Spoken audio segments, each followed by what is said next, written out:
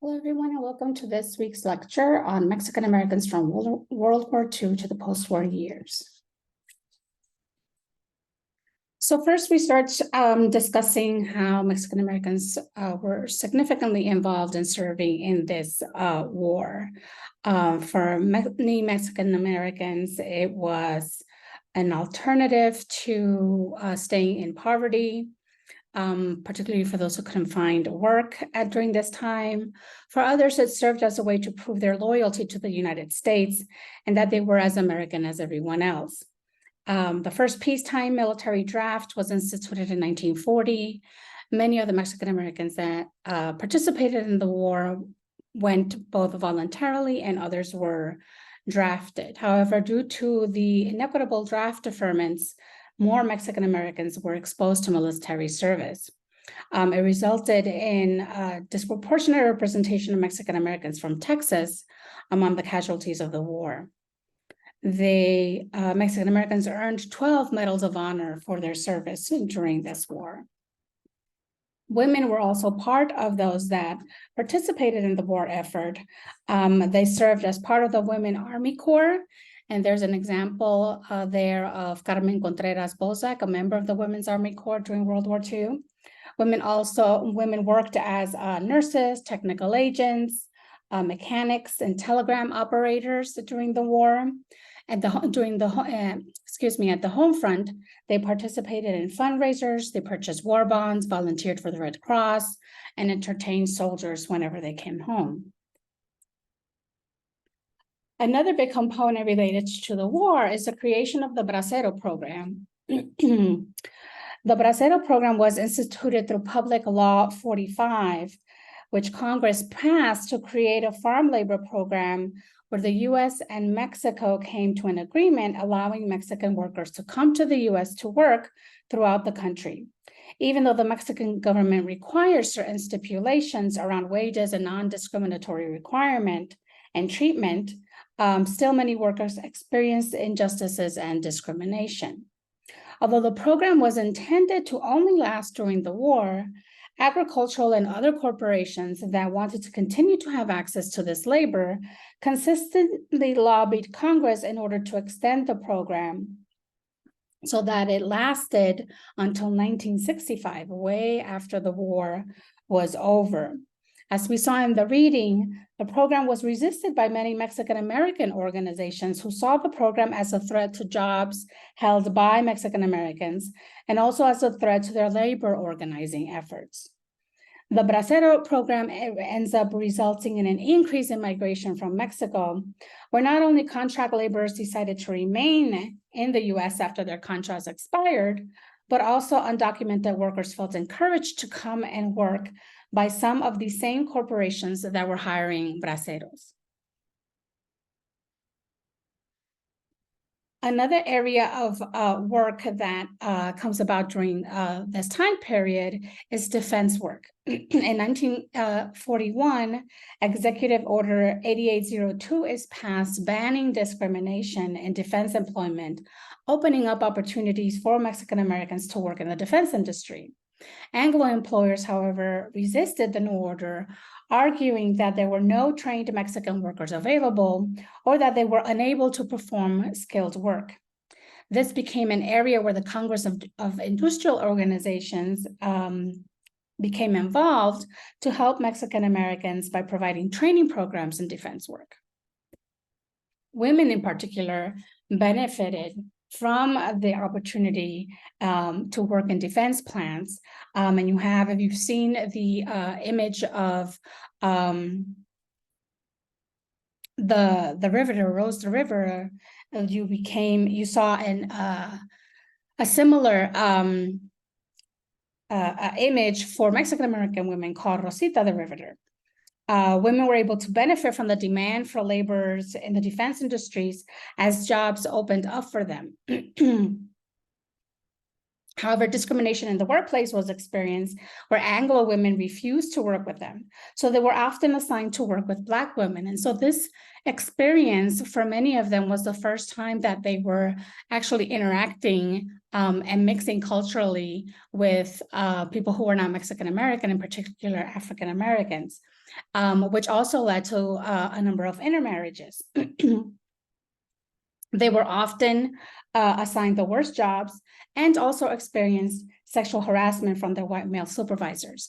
But many of the young women, especially who went into the defense plants to work at this time, this opportunity represented economic mobility and social freedom, because all of a sudden now they were earning income, whereas before women were not either employed at all or were not working in jobs where they made significant amount of money. Now all of a sudden you had these young women who were still living at home with their families, and they were contributing financially to those households. One of the organizations that is involved during this time period is el Congreso del Pueblo de Habla Español, or the Spanish-speaking Congress, whose politics were more leftist, including labor organizing, educating Mexicans about their heritage, and fighting against police brutality. This organization was led by Luisa Moreno, who we talked about previously. And the organization was involved in labor organizing, fighting against police brutality, and also supported immigrants. El Congreso organized a major rally in Los Angeles to show their support for the war effort. So they were also involved in supporting the war during this time. One of the populations that becomes kind of targeted at this time period are Mexican-American youth. There is this concern, national concern at this time around juvenile delinquency. And you see a lot of headlines in the newspapers talking about how this sort of generation of young people are being lost, how they're all engaging in gangs and criminal activity, and not just among the Mexican-American population. This is being said nationally in general about the youth of this particular generation. And so this is sort of the context in which the Sleepy Lagoon case takes place, and also the Zoot Suit riots. So in this particular case, which arose in 1942, a group of Mexican Americans were charged with the murder of another Mexican youth, Jose Diaz. The case became a method through which to define Mexican youth as inherently criminal, with testimony making arguments that Mexicans were naturally bloodthirsty, stemming from their quote-unquote Indian blood. A grand jury indicted 22 young men who were charged with murder and assault with a deadly weapon. The Sleepy Lagoon Defense Committee was organized and took over the appeals process for them. So in the original case, 3 of the defendants were found guilty of first-degree murder, 9 others of second-degree murder, and 5 of assault. As a result of the Sleepy Lagoon Defense Committee's efforts, all convictions were overturned in 1944 due to insufficient evidence. The zoot suit was a type of clothing style that represented a way that Mexican-American youth at this time were kind of expressing their own culture. It was sort of meant as a combination of both their Mexican-American culture and their more American style, and representing more of a Americanization for this younger generation. It was a style that was neither Mexican or American, and you see it sort of depicted there in the images. It was borrowed from African-American urban youth, but because of the war effort at this time, where fabric was rationed in order to use it primarily for making soldiers' uniforms, the style of clothing was perceived as excessive and disrespectful to the war effort. Women also participated in the zoot suit style and came to be known as pachucas. These women were vilified by the press and given a negative public reputation. They were also vilified by the Mexican-American community press, calling them quote-unquote malinches or traitors to their race. Because of how this style was perceived, wearing the zoot suit became a crime with a 30-day jail term.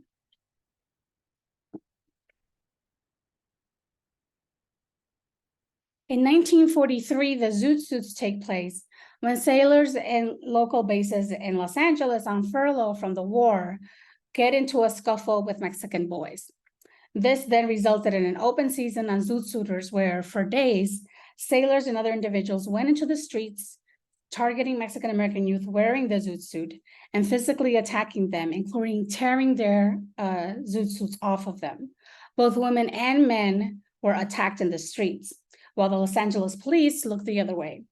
Not until a week later did the U.S. military prohibit sailors from going into the city.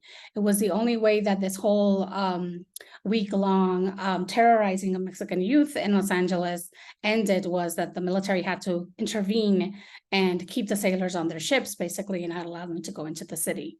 Mexican-American youth were the ones arrested, while the sailors were never brought to justice.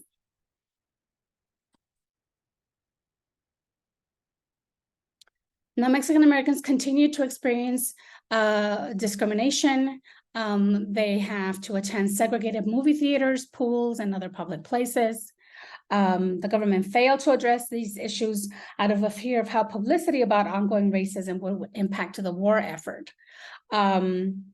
There was also a fear of the potential impact of the foreign relations policy established with Latin America called the Good Neighbor Policy, where the U.S. emphasized cooperation, friendliness, and non-intervention. Discrimination was also experienced by Mexican-American soldiers when they returned from the war. So there are many stories of Mexican-Americans wearing their uniform, going into a restaurant, and still being denied service.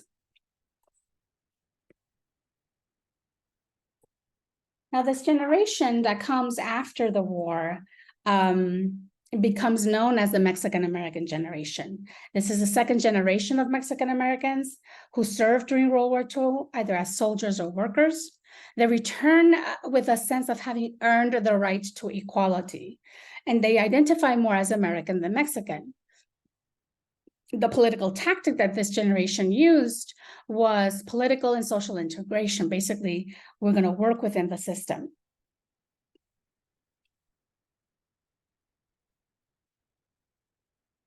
So one of the things that this generation starts taking on is those discriminatory experiences that they were having. Example of some of the segregation that we're experiencing were public facilities like swimming pools, where Mexican and African Americans were only allowed to swim on the last day before the pool was drained. In places throughout the Southwest, you found signs and establishments that said no Mexicans allowed. The reading also discussed other forms of discrimination, such as segregation in schools and students being tracked into vocational training because teachers and counselors didn't believe these students were intelligent.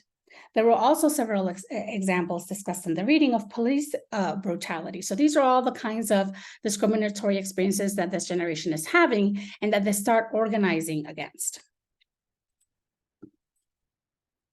One of the issues that we see discussed even today is gentrification and how some Latino and African-American neighborhoods are being displaced by development and so on. And we hear a lot of that being discussed here in Denver as well. But one of these earliest cases took place in Los Angeles, in one of the oldest Mexican-American neighborhoods.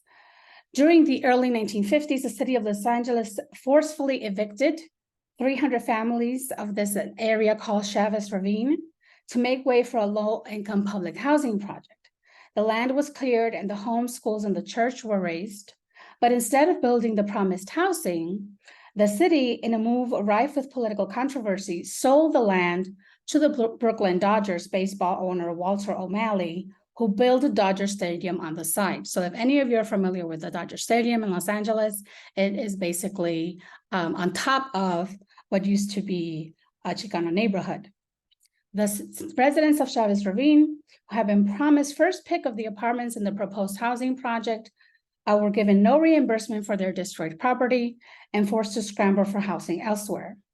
The families essentially had received letters that they had to sell their homes to the city and move somewhere else.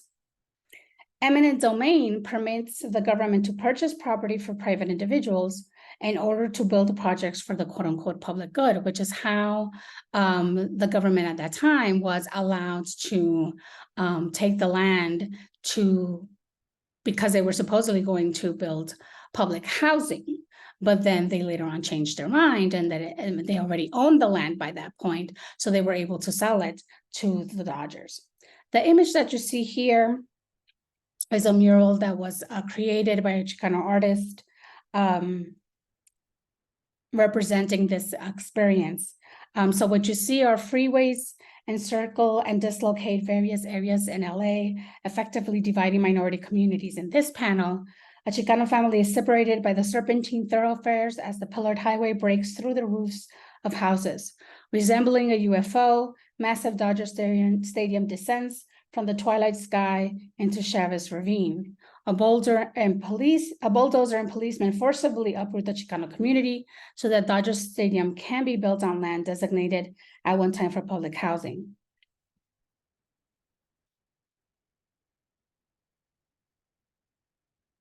There were also quite a number of incidences of police brutality. In 1952, we had the Texas case of Miguel Gutierrez, who was beaten with a chain and shot by the county sheriff, Vail Ennis.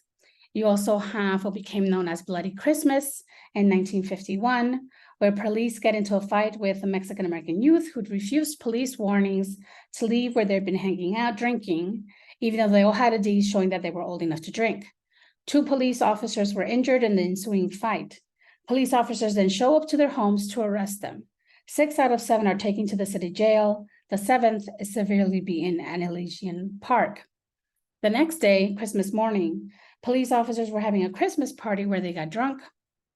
In violation of LAPD's policy, they found out that one of the injured police officers from the previous night's fight had lost an eye.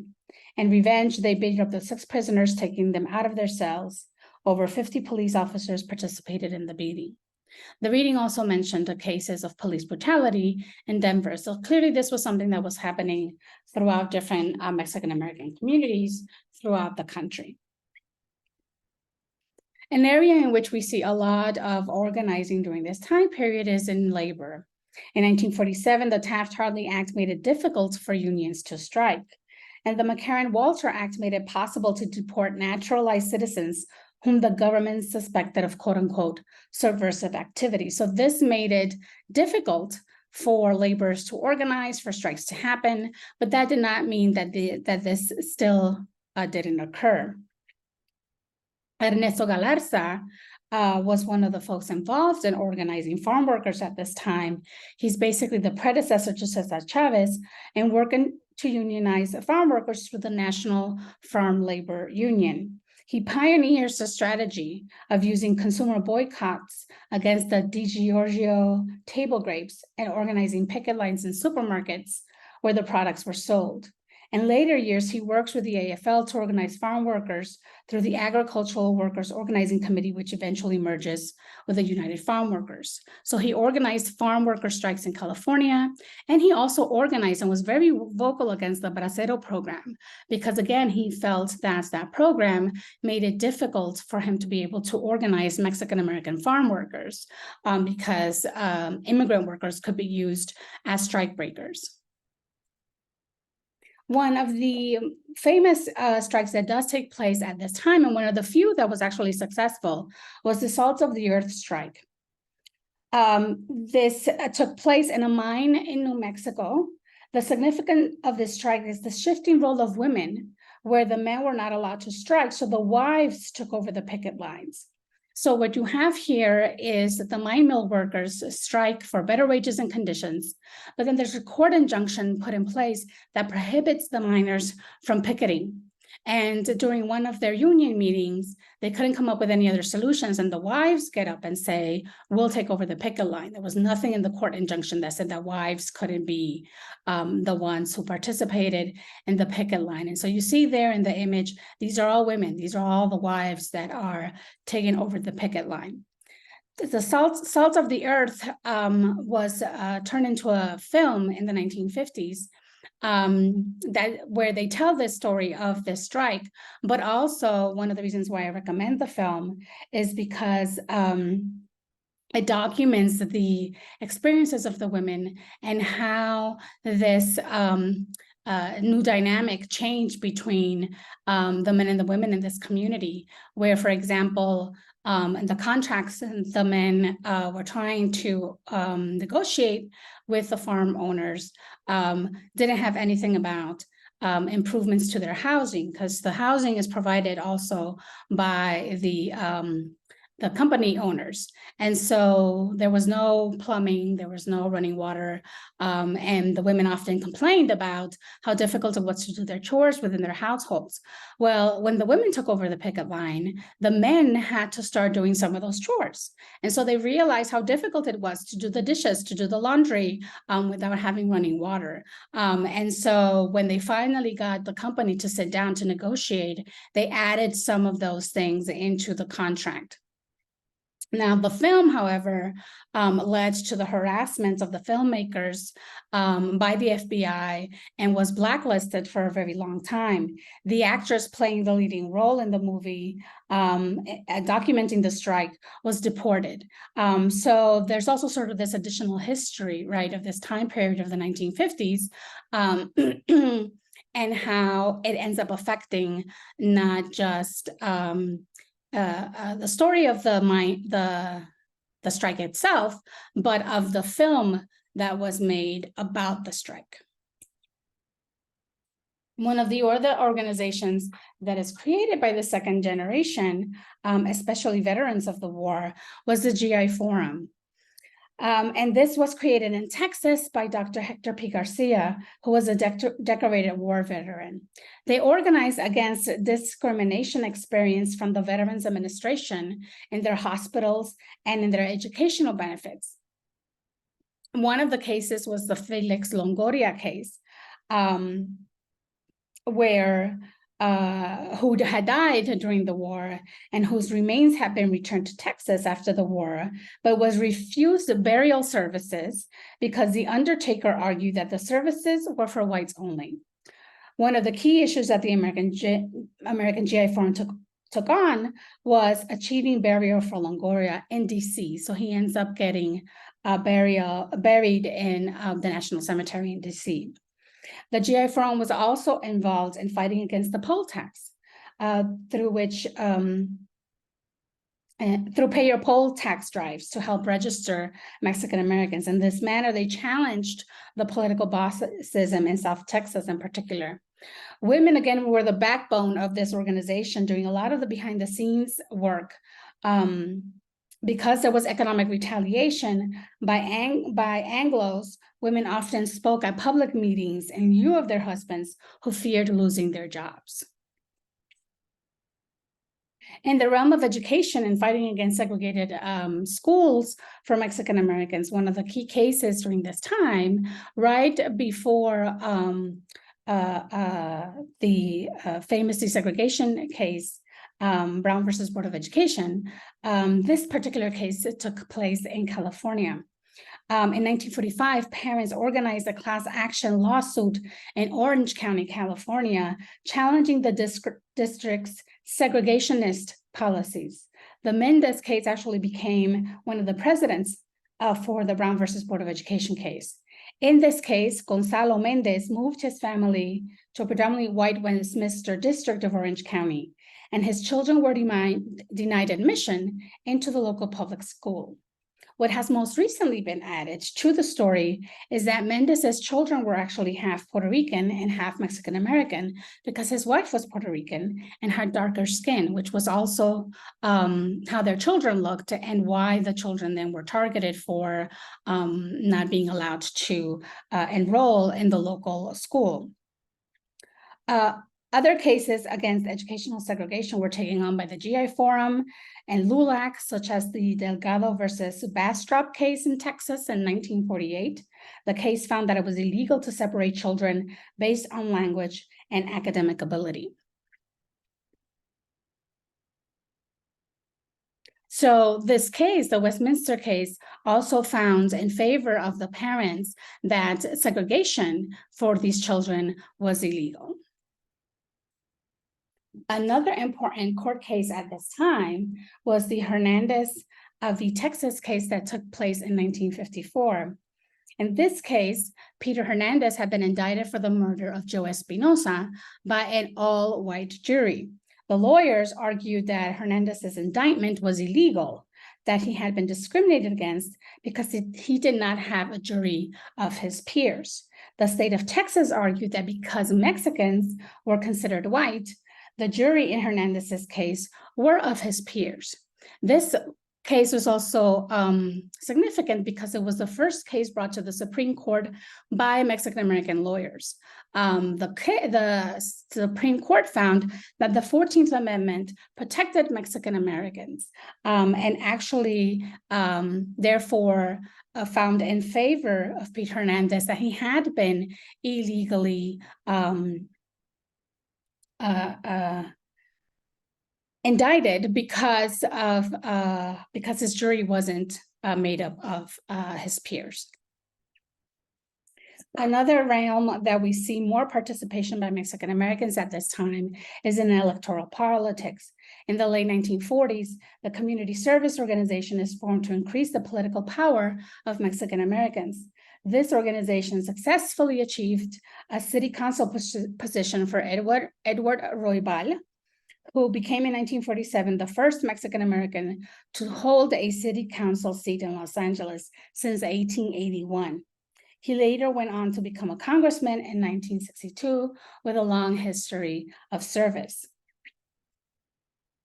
Edward Roybal was one of the co-founders of the CSO in 1947. He was also a World War II veteran. He fought for anti-discrimination measures and for more public housing. He also advocated against the raising of the Mexican-American barrio Chavez Ravine in order to make room for Dodger Stadium, but to no avail. The reading also discussed the significant role of women in the efforts to register voters and support Roybal's campaign. While they held jobs and had children to take care of, they still participated in disseminating campaign information and going door to door to register voters.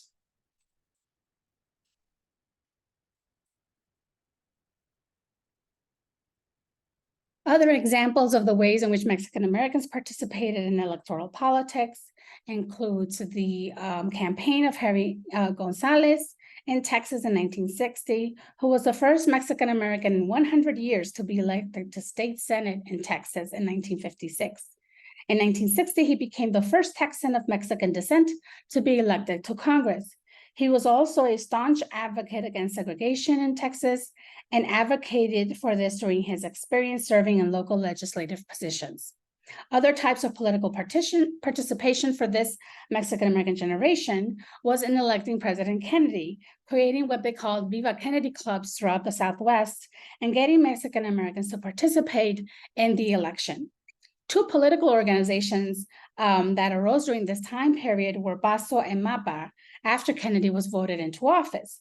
BASO, which stands for the Political Association of Spanish-Speaking Organizations, and in California, MAPA was created in 1959 with leaders including Edward Roybal, Bert Corona, and women activists such as Francisca Flores, Dolores Sanchez, and Ramona Morin. Now, as you might expect, there was some backlash against all this organizing and increased migration of Mexicans during this time period.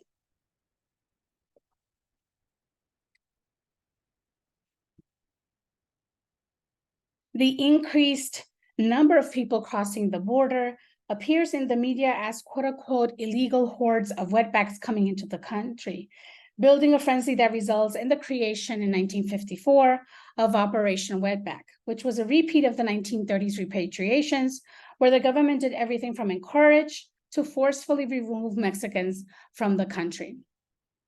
The Attorney General, Herbert Brownell, launched Operation Wetback as an intense roundup of illegal immigrants in 1954. This operation was used as a means to also deport Mexican Americans that were considered quote unquote subversive because of their organizing political activities in the country. During the mass roundups, which averaged 2,000 people a day in California, the INAs violated the constitutional protection of hundreds of thousands of persons, illegally entering homes and detaining U.S. citizens without probable cause. The image that you see there is of the U.S. Border Patrol packing Mexican immigrants into trucks when transporting them to the border for deportation during Operation Wetback.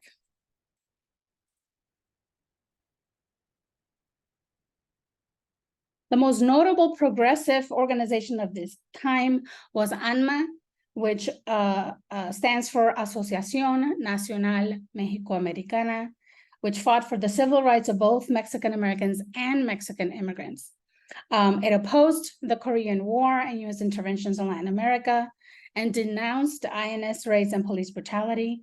ANMA was one of the few Mexican-American organizations that opposed the deportation and repatriation of Mexican immigrants during Operation Wetback. ANMA was targeted and classified as a subversive organization by the government, and so it ended up closing down by 1954. ANMA became targeted by the House Un-American Activities Committee, which was a committee that was set up by the government at this time to expose supposed communists and subversives in the United States. The FBI infiltrated the organization and paid informants, which provided the agency with membership lists and background information on its officers and members.